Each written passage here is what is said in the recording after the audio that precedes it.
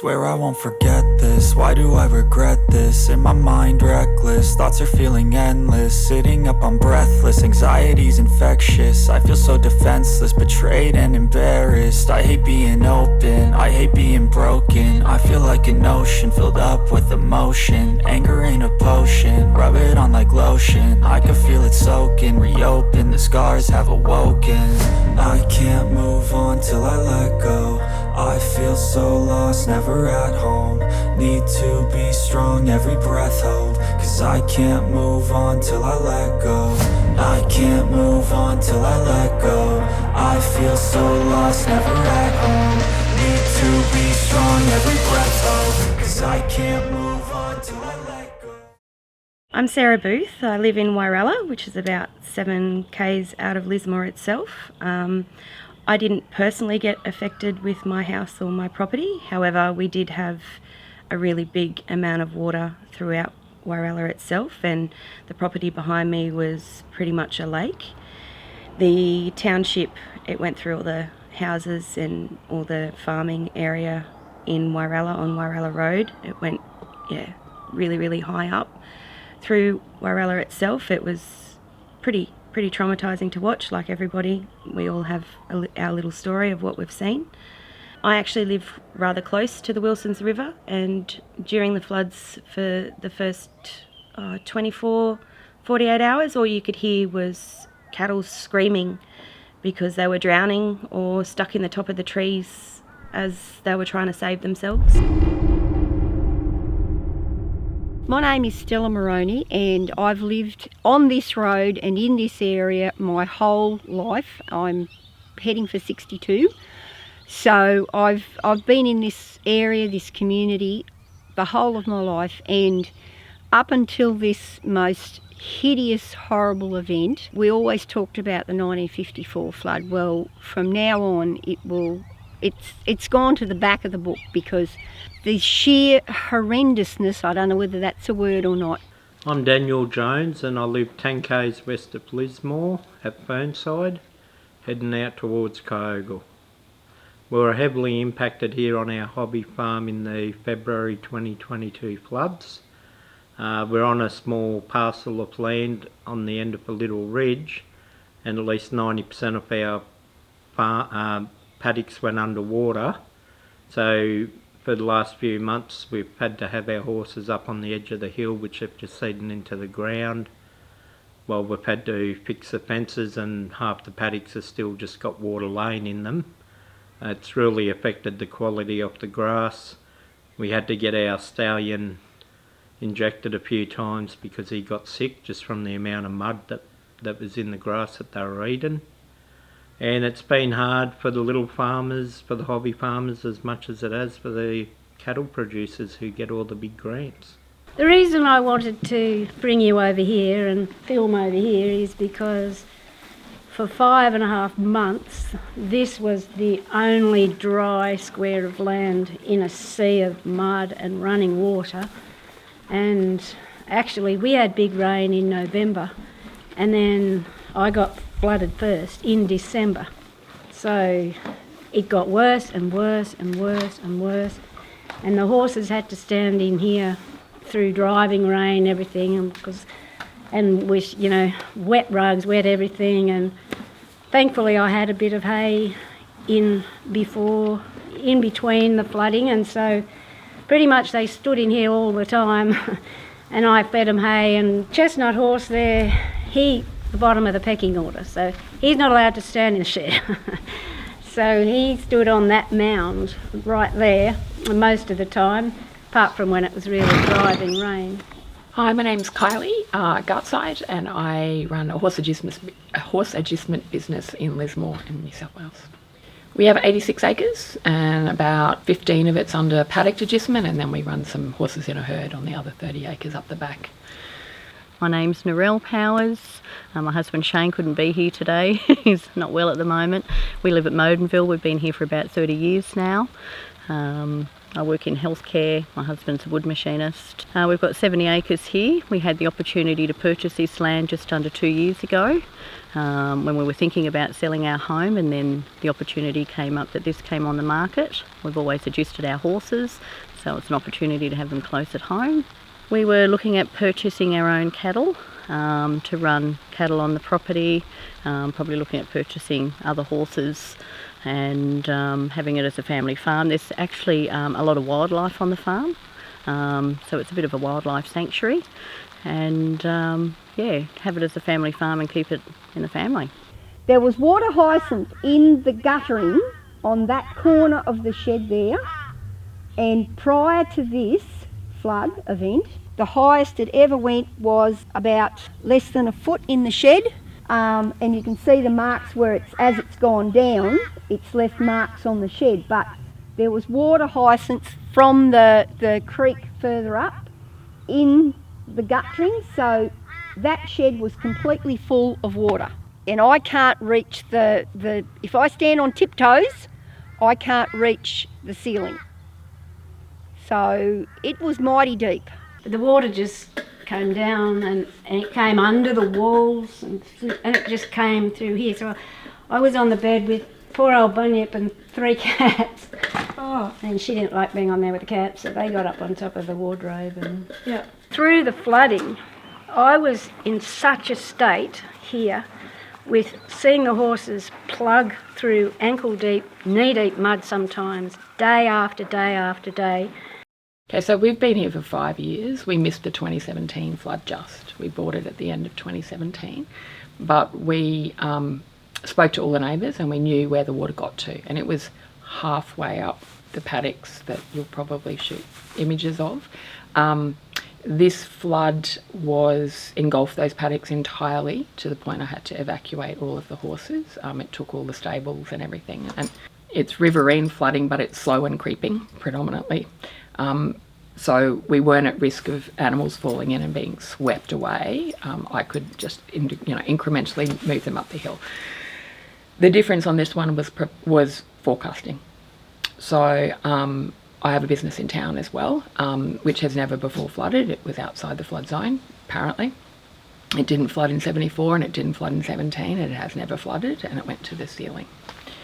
I have heard anecdotally that a lot of the rain gauges have been out of action for years, and I know council applied for funding and it was knocked back, but even if they got that funding, they don't move quick. Nothing moves quick enough to have got those repaired. That's critical life-saving infrastructure, and it should not be out of order. If we'd had correct information, I could have offered my higher ground in the drought. I had another 13 horses here. In the fires, I had another 13 horses here evacuated from Nimbin and surrounding areas. If we'd had that warning, I could have had people on the hill. We live on Flood Reserve Road. We back onto Crown land specifically for the use of evacuation in floods. There was not a single horse or small animal owner on that block. There were graziers that had 300-400 head up there. There's yards up there. If we'd known, people could have moved, people in Woodburn and Corokai who lost their entire herd could have moved them, but we didn't know. We weren't aware what was happening at the time. A neighbour came running down to the door to say got huge problems happening at the farm, that there was some cattle standing on an area of ground that was about to drop. Yeah. And they said, yeah, you've got huge landslides down there. Yep. We weren't prepared to see what we saw. We've got a lot of close neighbours that line the whole of Funnel Drive actually line our laneway, which is 533 metres in length, and our laneway is 30 metres wide, and if we have another event, these homes are at risk. It was pretty horrific. So as a community member, I noted that these smaller hobby farmers and farmers needed assistance, needed someone to be their voice. The property behind me, it used to contain about 50 head of cattle. There's currently 2 sitting in that paddock. The water that rose in that paddock only showed a few of the top of the power lines through it, so that's how high the water went through there. The water came up to the bottom of our shed, and generally speaking, every other flood it's been a quarter, maybe halfway up the back of our hill. So the water obviously was quite high. I went for a drive to Casino Beef Week, and we took a route out there that you could see farmers and see their property. These cattle and horses were standing in sludge, mud. It wasn't nice to see, and then to top that off, you could see that they were losing their weight. Some of the bones were sticking that you would not normally have seen in this area. We've been at this for 40 years and we're back to square one again. So with the 40 years that you've worked on this, how much do you think that you lost over just those two major catastrophic floods? We lost we've kept our house and it's on a separate block, and we were very fortunate, and I do not under any circumstances say that my loss is worse than people that have lost their homes, because a lot of people have lost their homes, they've lost family, they've been displaced. For me and our family, the loss of the cattle, the 90 head that went and the 24 that came home, it's still raw. You still wonder what you could have done differently. It will always be there. As you can see, so the flood's taken this shed out, and we've been able to scavenge some of the timber that got caught in fences, but a vast majority ended up downstream. Whenever we've replaced that post, we've kept it at the exact same height and spot, because we know that post is the same height as the bridge, so we know how long we got until the bridge goes under. We didn't lose any animals. Thankfully, we live on the premises, so we were able to move all of the adjusted horses that are not ours to higher ground. But we lost all of our paddock feed, all of the paddocks I had rested for winter, that we either graze or turn into hay, fencing, roading, wildlife. We found some injured and dead wildlife. Rescued a couple of koalas, one out of our canoe that was in front of the house that got in there in the middle of the night and it was full of water, so we managed to get him out. Pulled another one off the road. So yeah, predominantly infrastructure, not animals or people. So we tried to move the cattle off as much as we could safely, had a walk down around the farm to make sure that there was no other cattle had been injured, and walked around to see if we had any other landslides, which we do have occurring on the other side of the farm. And as we walked down around to the bottom of the landslide that was occurring, we watched it all come down like a big mudslide. Took out our dam, took out our avocado orchard, took out the fence lines. Yes, so, and it's still shifting now. Taken out a major boundary fencing. We're not able to put that back in as yet. From there, I decided to have a look into what assistance is available for hobby farmers and smaller farmers out there. I was surprised to come back that there wasn't much available at all.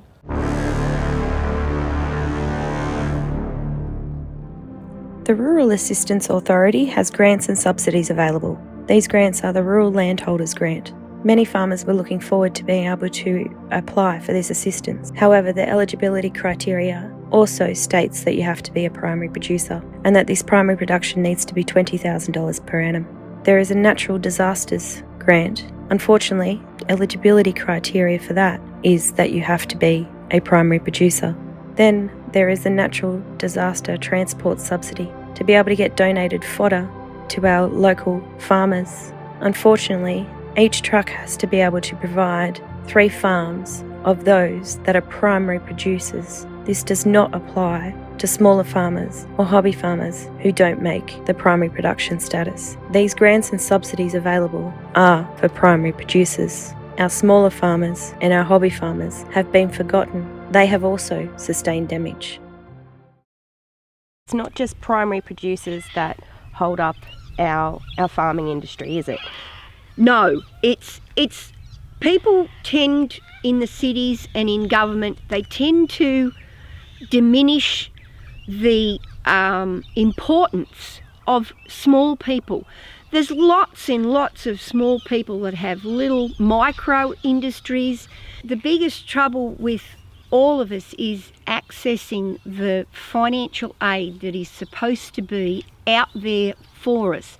Whether you're a little person, a hobby farmer, or you're a big person, you own hundreds of acres, it doesn't make any difference. It is so hard to access. So I thought, well, I will go and see if I'm eligible for a grant. They said, no, you can't get the Back to Home grant because... And then they said, oh, well, I told them about the structures that had been affected, and they said, okay, you could go for that. So thinking that, because there's all these services there, that we could get the grant on its way. And I took documentation and everything, and they went through some of it and started the application. And when I came home, I felt so bad, I chucked the folder that I had aside. I couldn't even look at it. It made me feel so disappointed because basically they said, no, you've got no hope. And every time I think that I had supplied this information, they'd come back and say, no, that's no good, it's in the wrong format, it's this and that. I only have my phone, I don't have a computer, I don't have a printer, and it's very difficult to get information onto a format where you can send it off to these people to say, oh, it still hasn't gone through to Resilience New South Wales because... And I thought, holy smokes, all this time, but every time you get knocked down, you think, look, it's not even worth it, I won't bother. For the farm, no. We fall in the gap of not being a primary producer. So if we ate the horses, we'd probably be able to access something, but we don't. So no, I went to Services New South Wales and up to the hub at uni, and I spoke to all of the different people, and without that primary production status, we weren't eligible for anything, no. We're not eligible. We were waiting for the Rural Landholders Grant to come out, but then we saw that it still had criterias of needing to earn at least $20,000 from the farm. We are just cattle at the moment and have it for the horses, so we don't make that amount of income. Most of our income is off-farm income from our jobs, so we weren't eligible. I have been told you don't fit the criteria because we classed ourselves as a hobby farm for a number of years. We were primary producers. We've only got 50 acres here, which is 21 point something hectares. It wasn't enough to really, again, cover the criteria of being a primary producer, so we gave it up. We just said, no, it's too hard. We actually met the guidelines once and we said, right, that's it. So we became hobby farmers. Look, the people on the ground were doing the best they could. They were working within the policies that had been drawn up. Many of them acknowledged that there was a huge gap in the middle, and they said, you're not we have spoken to many people in your situation, hobby farmers or just rural landholders who might run a little bit of adjustment or have neighbours' cattle on board or something like that. But unless I think we needed primary production status and we needed to be pulling in $75,000 from a farm base, from the business, so we weren't eligible for either of those things, which left us in a massive hole with respect to trying to fix everything. And so I did a little bit more research and I found on Facebook Dan Jones. Spoke with Dan from the Disaster Recovery Sheds and Assistance Incorporated, and he was also running a small fodder appeal at the time. Sarah Booth got in touch with me. She'd seen me post because I was just doing a feed appeal to help other fellow hobby farmers as well as the small farmers that don't get the big grants, and she was very keen to make something bigger. And I thought this would be a good opportunity because there's so many little farmers out there that are struggling. They're not getting the grants, they're not getting the extra assistance that the big farmers get, yet they still contribute to the tax. They still sell cattle at the markets, but they're not getting the help. And Sarah said she loved what I was doing and wanted to do something much bigger, and I was keen to support her for that. We need to try and get some help for these guys. So I did a little bit more research. I found an article on Yogi from Kendall Trucking and Co., how he did a drought relief to Forbes in New South Wales in 2018. So I picked up the phone and I called Yogi. And I explained the situation to Yogi. I said, you know, these guys, these smaller guys are being left behind. How did you do that run in Forbes? He was such a wealth of knowledge and was on board with me straight away. He couldn't have made me happier. I think I cried after I got off the phone to Yogi. And Yogi sent me through some contacts. And from there I spoke with Adam Meek from Meek Transport. Hi, it's Sarah calling from Lismore, New South Wales. How are you today? I was wondering if you have a spare moment of your time. My name's Adam Meek. I'm the owner of Meek Transport, which is a transport company based in Ballarat in southwest Victoria. I've been in the charity game before. I was with one of the big five out there and did a hell of a lot of work with them, so I guess giving's in my nature. Oh, the support that Adam shown was beyond words. He was on board. He had a wealth of knowledge of how to achieve something like this. Sarah rang me out of the blue one night. I was sitting in Geelong waiting to unload, and a number came up on my phone. I had no idea who it was, so I answered it. And yeah, she said, my name's Sarah Booth. I'm from Lismore, New South Wales. You've never heard of me, you've never met me, but I need your help. And I sat down there while I was waiting for my time slot and heard her story and instantly said, I'm in. Yeah, put me down. We'll do what we can. I'll see what I can suss out, and we've sort of been in contact ever since. Yeah, from there we just made phone calls. I just made phone call after phone call. The support's there. Some people can't help right now because the trucking industry is pretty bad at the moment. The government didn't really help them much, and you know, we're flooding all over New South Wales and other places up into Queensland. So the crops to get hay aren't there as much as what they used to be. So as much as I may not have got a lot of donations from a lot of places are struggling. But the ones that did come through have come through with open arms, and we have some trucks coming. We've had some pretty decent donations of monetary value. We're purchasing through our local community, so we're purchasing through those places that have been flood affected and that lost all their stock in their shops. Yeah, I couldn't be prouder for what these Aussies, these general Aussies, have just come forward to supply. It's been such a heartwarming experience to be a voice and to speak for these guys and get some assistance. It might not be huge, but it's assistance, and hopefully we can make some traction with this and get these guys some more help.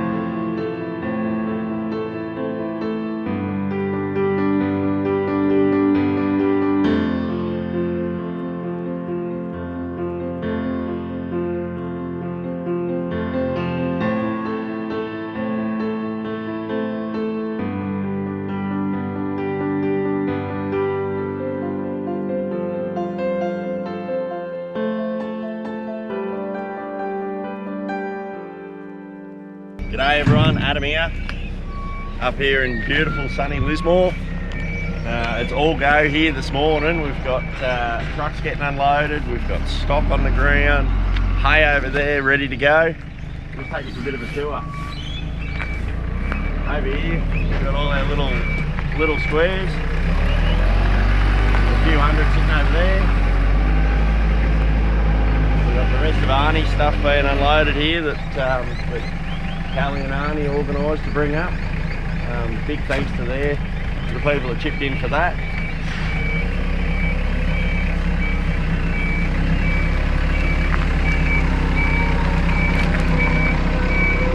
Beautiful lucerne bales over the back here. That's really nice, hey, that. Doing the barbecue, getting set up the back. A few drinks for all our volunteers. More stuff here, bit of horse stuff, bit of chook food, bit of cow food. There's some Norco stuff, Barristock. And we've got Meek Transport over here. He brought down some 32 round bales from Woods Grain in Gundawindi. He got in late last night too. And they're all stacked up the other side of the truck there that we saw before.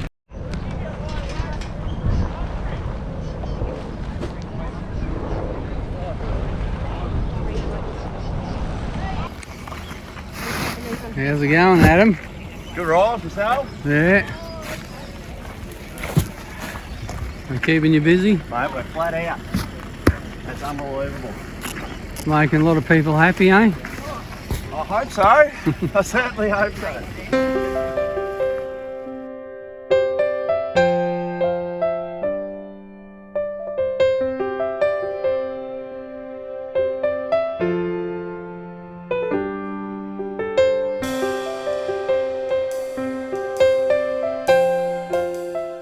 Here we are after the event, and whilst I sit here and I reflect on the day had been a bit of a roller coaster. There was many emotions being felt by not only myself and the volunteers around, but also the community members that came in, our smaller hobby farmers and farmers needing assistance. The gratitude was phenomenal. It was such a heartwarming experience to be able to provide these people with such a little bit of relief. And in the grand scheme of things, what I provided was quite a small amount realistically. However, that small amount helped them in ways that I can't even explain. I've been involved in many of these things over the years, and yesterday it absolutely took my breath away. I've had some people that I've chatted with, and they were just so appreciative that they haven't been forgotten for a change. Because whether it's drought or flood, the small farmers with like 30 head or the hobby farmers have always been left out. It's just eased their burden financially, and it's improving the welfare of their stock to help supplement their feed through such a wet winter. And they're just so appreciative of this assistance. And they didn't have to beg for it, that, you know, they just accepted help that was given. It just really warms my heart to be able to help these poor hobby farmers and smaller farmers that are in such a desperate need. And unfortunately, what we achieved yesterday was only a drop in the ocean. There are so many more out there that need our support and need our help. And hopefully what we started yesterday is the start of something that's going to be very, very big. Now, from that survey that I sent out, I had 77 registrants. 75 registrants actually showed up, so I had 2 that didn't attend on the day. However, on the day we also had 20 plus walk-ins of farmers walk in that we're also able to help. So I did a little handout that there's a little pie graph on there, and it shows that majority of the applicants, so 43 in total, came from Lismore. 24, which was the next one, came from Richmond Valley. 6 from Kyogle, 2 from Clarence Valley, 1 from Byron and 1 from Tweed. So that's the local district that we helped. Just keep in mind that that 77 registrations didn't even touch the surface. So of those farmers registered, you can see that 80% of them had cattle and over 60% had horses, and then it flows on from there. Most had a combination, but yeah, you can see the difference there. And I'm very proud of Sarah Booth, what she's created. I'm sure that with someone like Sarah in charge, how much of a go-getter she is, I'm sure that she's going to achieve very, very big things. We purchased locally. We spent $10,317.75 at Norco, which obviously boosted their little bit for that month, which was a really good thing. And we spent $8,750 at B&B Produce, who also went through the flood. So it was really good to sort of be able to stimulate our economy back at the same time as being able to help our small hobby farmers. On the day, we had 22 tonnes of mixed feed that came from Deklan Transport. Now they're located in Victoria, and they didn't ask for a cent to bring up the donations, so that was a free truck. We ended up getting around 16 tonne of mixed feed locally. There were 32 big rounds of hay donated from Woods Grain at Goondiwindi, and Williams Transport brought that up. And I had in total 500 small squares of hay purchased locally too. So Rotary provided Aussies League for Farmers Feed, $10,000. I am so grateful for everyone jumping aboard and seeing it through, and having the faces there on the day for the barbecue made a world of difference, because farmers were able to go up and have a bit of a wind down. We take a baby step every day. I hate this place now. You put the new calves in and you can't help but see the ones that you lost, that you reared, that you picked out to keep.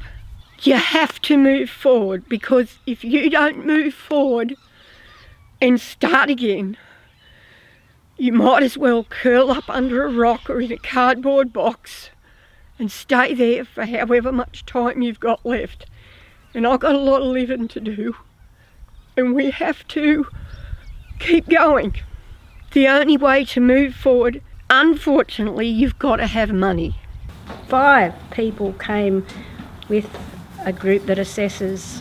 They had an engineer and 2 electricians that made sure it was safe to go in the thing, and they went right round the area of various teams, and then 2 people that actually did the assessment. And it made you think, well, those people, plus the people on the other phone, are the only people that are getting any money out of this. It sounds really bad, but you knew that you weren't. And is it worth keeping on going? Because there's that much to do, around the place to try and recover and trying to put in, get things back the way they were. And when they're saying that there's a chance of another La Nina, and, it's a big, huge investment in time and energy.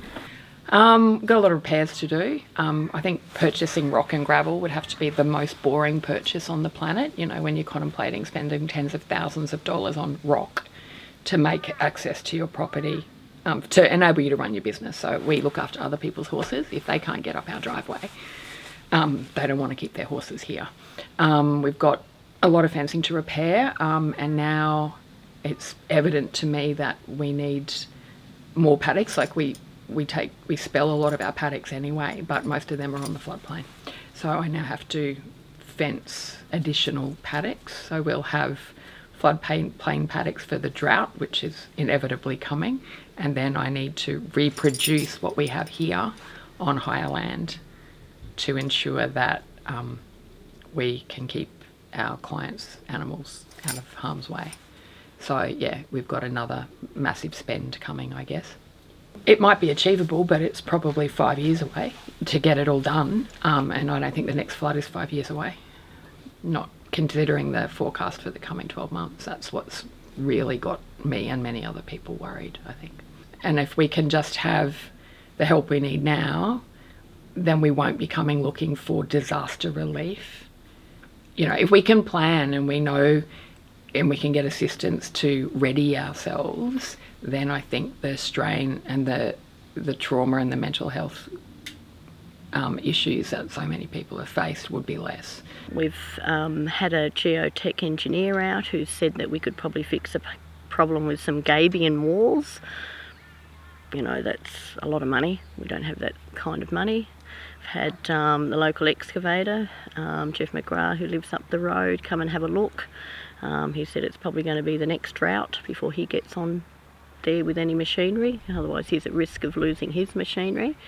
We've had environmental science people out from the Southern Cross Uni who have said that it's probably going to be 2 years before we can do anything with it because it's still shifting. We need to wait for it to do its thing, and probably need to try and stabilise and prevent any further erosion from massive tree plantings above and beside is what we can put in place at the moment to prevent any further erosion. But you know, we're talking, he was saying originally on the landslide you'd probably be looking at planting 20,000 lomandras at $1 each. There's 20,000 there without even any trees to start with. The bottom line is we have enough money for next month's bills, I hope. We are trying to get this generator over here fixed. We purchased it for almost $15,000.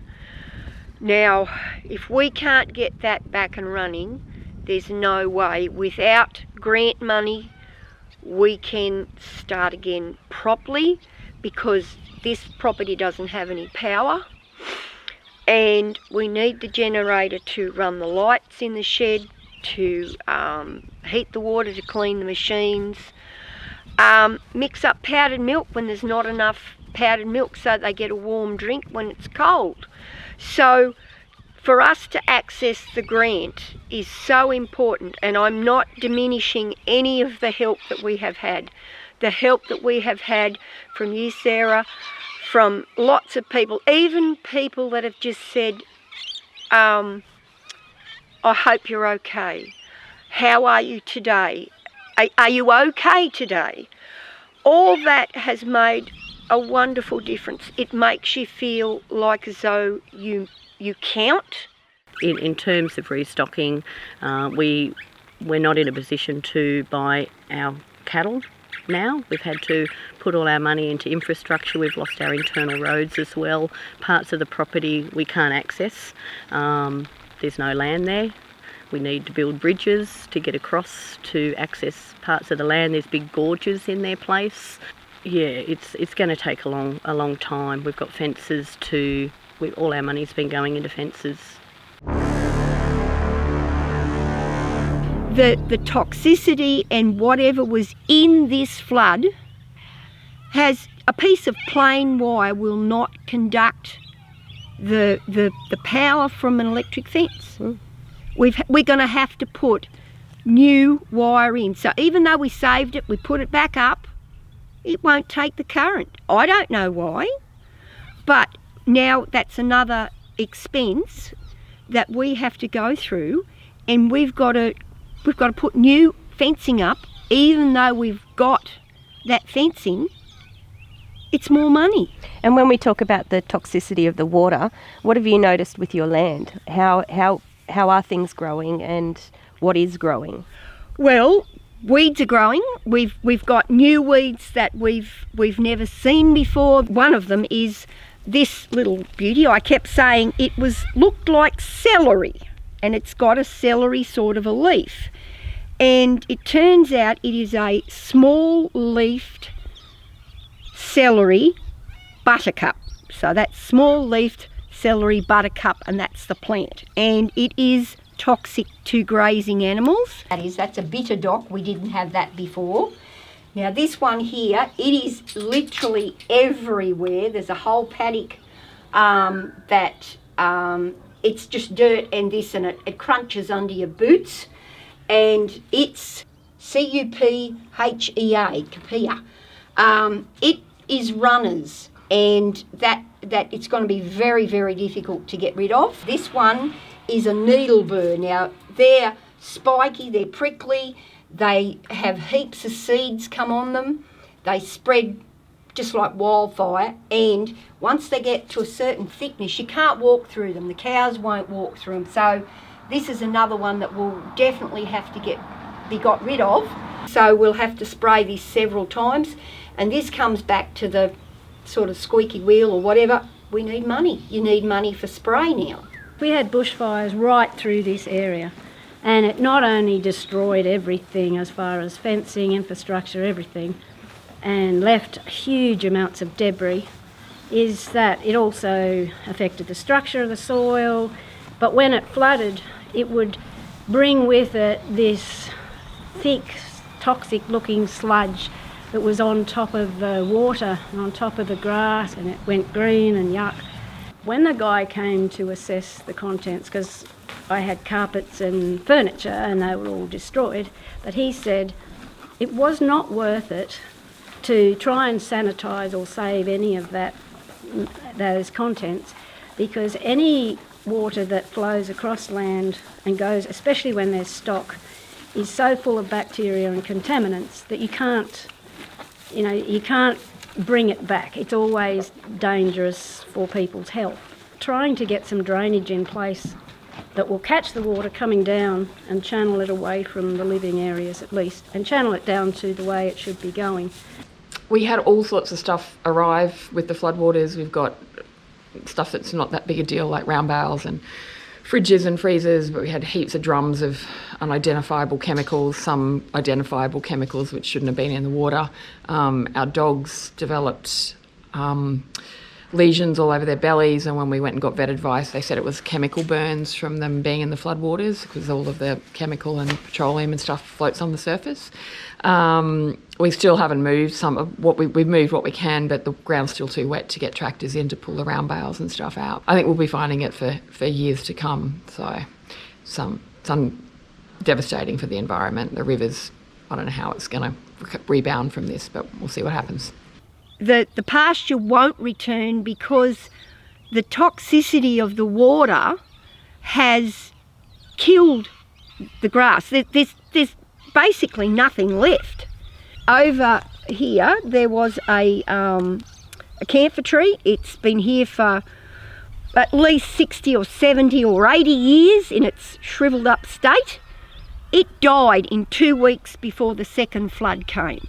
Well, you go back that far, it was probably a little baby around the 54 flood. But this flood killed it in 2 weeks. Whatever was in the water was absolutely horrendous.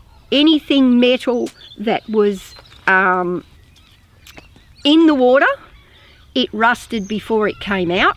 With the replanting, a very major concern of mine is, because of what we saw on the pasture land and everywhere, and because of the rusting of the metal, when we go to replant, are we going to get pasture back from what we've replanted, or is our land basically destroyed by this flood? I mean, how much of the toxicity and the pollution that has come with the water, how much of that has got and soaked down into the soil, and how much of a germination rate are you going to get? What's your growth rate going to be? Are we going to have to plant something entirely different that can cope with what has happened to the soil? But we don't know what's in it now. And has anyone come and done any land swabs that you know of around your farming community? No, not that I know of. And then I went to this wonderful truck bus set up with computers and beautiful desks and nice people. The minute I said, it's not my house, it's my property, I'm a hobby farmer, oh, we can't help you. We can't help you.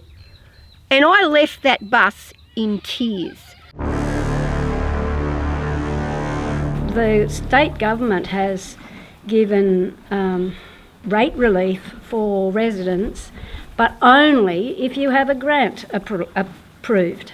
I mean, that alone would have made it easy. Yes, you get the basic rate relief of the area, of the land parcel, but you still have to pay for waste removal, which we don't have, sewerage setup, which we don't have because we're a rural area. You still have to pay that much, but even so, you can't even get that relief if you don't get a grant. And getting rate relief would help. At the moment there's uncertainty. Some people are on farms are getting it, some aren't, some are getting it halved.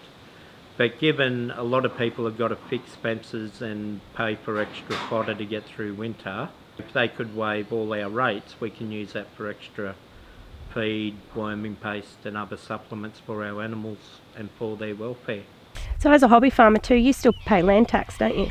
We pay rates on the land, and this is another thing. They say we'll get a rate cut. Now, I've been to 3 different places. Last Friday I went to the council. No, you can't go there. I went to Services New South Wales. Oh no, we don't do it here. You've got to ring a 1300 number, and we still won't know whether or not we have to pay the rates on our property. That's not serviceable. That's not serviceable, that we're not basically using, because we've got to jump through hoops. We've got to fill the criteria. We've got to pass the test, and it's just one more thing that it pushes you down, and you don't need that. We need as much ease and help as we can possibly get. We just got a rates bill. It's a few $1,000. The one bit of assistance I was given when I went to the hub was that there is a rates rebate available. I'm still gathering, but I need all of my previous rates notices. We'd taken all of our paperwork into my office in town in anticipation to see the accountant on the Thursday after the flood. So we have no paperwork. Everything is to be dug up in a few hundred years somewhere else. So I need to just get the records from council, and I will attempt to apply for that. But the amount of attempts to apply for stuff, there's only so much people have left in them to go through the hoops, to re-explain their story, to relive it, to prove their identity, to prove their everything. So when I applied for funding for my business in town, they kept ringing me back saying, "Where's your accountant's letter?" And I said, "Well, my accountant's underwater." Like, I don't think people really understood the fact that you couldn't just materialise this stuff. I've had friends asked to produce their birth certificates when they don't have a house. Every item they own got swept away. So I think there needs to be a more proactive, instead of us trying to prove our existence. We all do pay rates. We all have a Medicare number. It's all linked to our address. It shouldn't be as difficult as us having to trawl through. And we've got, elderly neighbours and people who aren't particularly mobile, who can't, and the concept of applying online on your phone or on your computer, they're just not able to do that. There needs to be teams going door to door.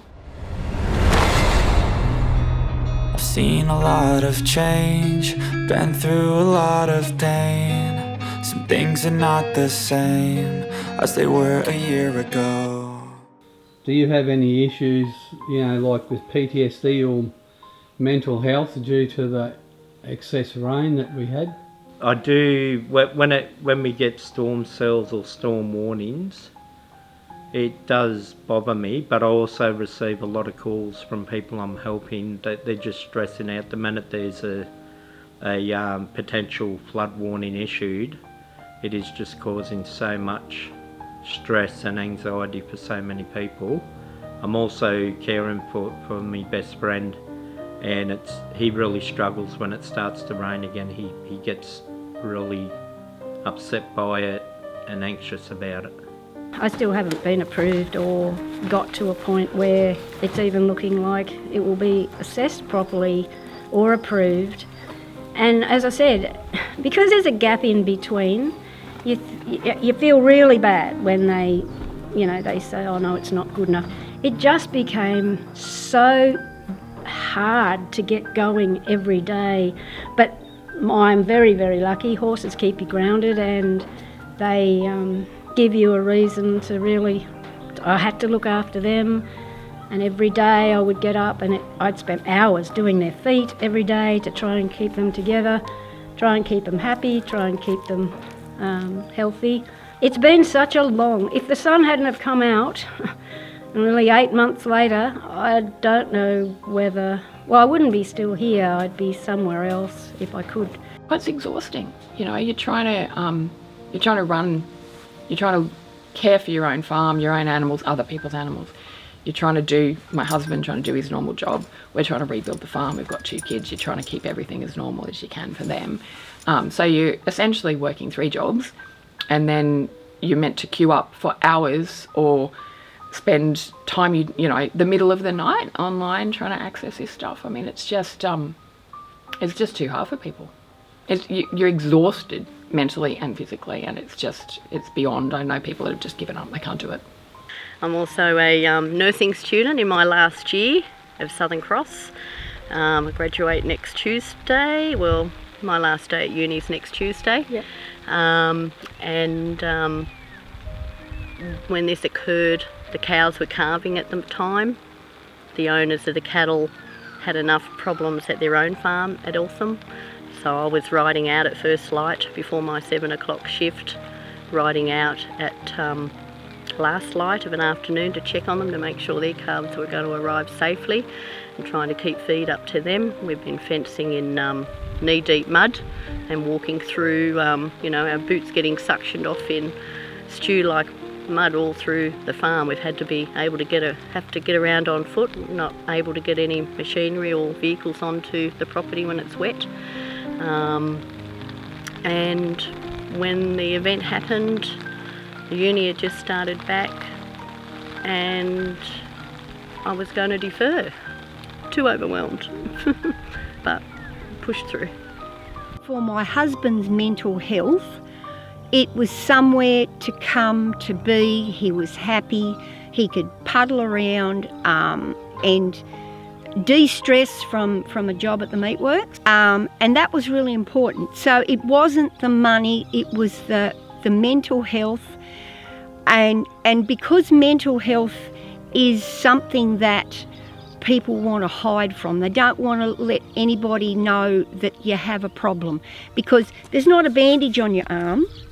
That you're not walking around in a plaster cast. Mental health is hidden. Every time it rains, we cringe to think how much more land are we going to lose. It's raining now, which kind of puts us on edge, because there's another part of the land too that's shifting at the moment, and that's going to cut us off from our other creek access. It just causes so much anxiety. We can't sleep at night. You mentioned that your husband struggles to come down to the farm. He does. He doesn't feel like he wants to come down anymore. During our fencing too, down at our what we call our mud pits, now looking like a rock pit, but during our fencing, hubby actually fell over and on the rocks hit his head and broke a couple of ribs. Had to take him off to ED. My well-being, I was happy one day. I was really happy. The next day, all I could do was cry. I can't listen to rain on the roof. It frightens me. We had a shower last night. Is it going to rain again? And when you have grown up with a tin roof, and rain always made grass grow. Rain was a good sound. Now it frightens you, and you're anxious, and you pace the house, and you look out the door, and you pray to God, if there is a God, that He won't do what He did to us. You know that you can't start again. We're starting again. We have to start again. But I don't think I could ever start again after this. It's too hard. It's just too hard. I've suffered from mental health in the past, and every time coming out of that mental health situation with the help of psychologists and counsellors, once you actually eliminate the reason for that mental health, the actual mental health component becomes bearable and it becomes easier to manage. After talking with Stella, I am absolutely bewildered that the government has made accessing these assistance so hard that it actually triggers mental health. So can I ask, do you think that if you were able to meet these grants that are out there and they weren't so challenging and you were able to access that aid, that mental health would diminish a little bit? It would improve a great deal. People thought they were prepared. They weren't, because everything's just gone. The community it's trying to rally, but it's broken. It's broken, and its heart is broken as well. But what do horses do for people? Oh, look, I have so many. Equine assisted therapy, equine assisted learning is a whole other thing, but the people that we have that we look after their horses, their family, their everything. So they need help too? They need help too. And if those horses are kept well and accessible to those people, their mental health, I've got one client who's in his 80s who's not well, and it is the highlight of his week or fortnight when he gets out here. I've actually floated the horse to him in Alstonville so he can see it. Yeah, it makes all the difference to the people that have them, and even people who don't have them. RDA, all of the people who access have horses in their lives, and donkeys and sheep and goats, and there's all sorts of people pick their animal, or their animal picks them. I don't know which it is, but access and knowing those animals are safe, that's up there with knowing your family is safe.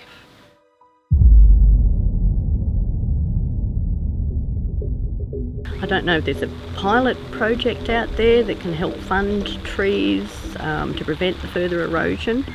We have notified council of the erosion and the impact that it could have on these homes, but because it's on private land, they don't seem too interested.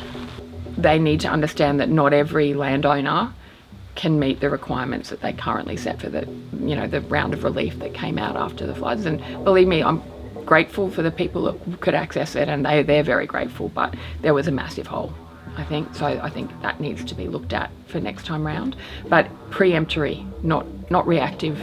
We need to know before it happens that it's coming.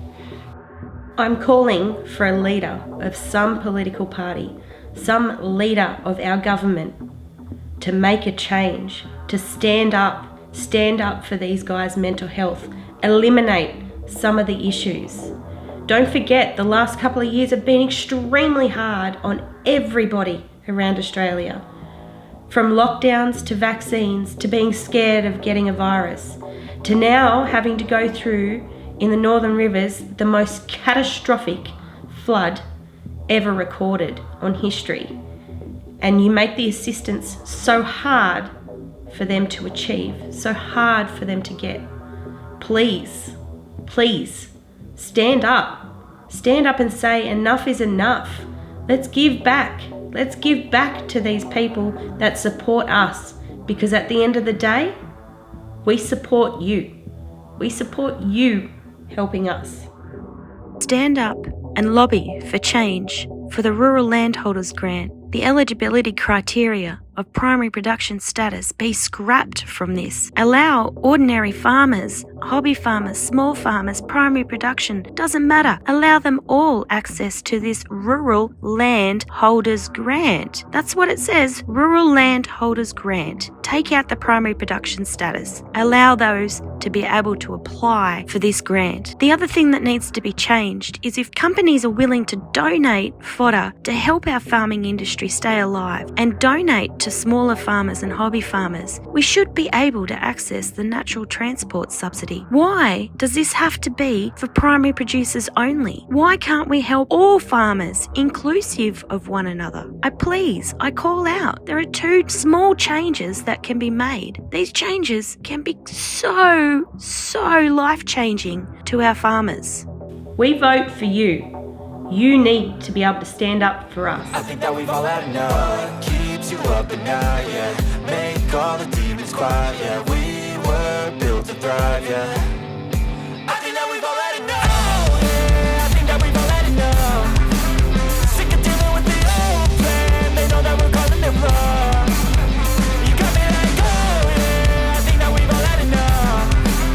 Sick of dealing with the old plan. They know that we're calling it wrong.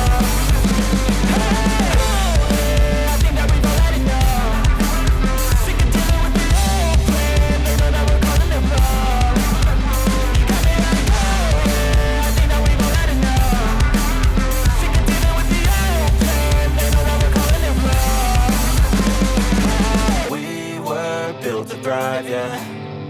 I think that we've all had enough. Keeps you up at night, yeah. Make all the demons quiet, yeah. We were built to thrive, yeah.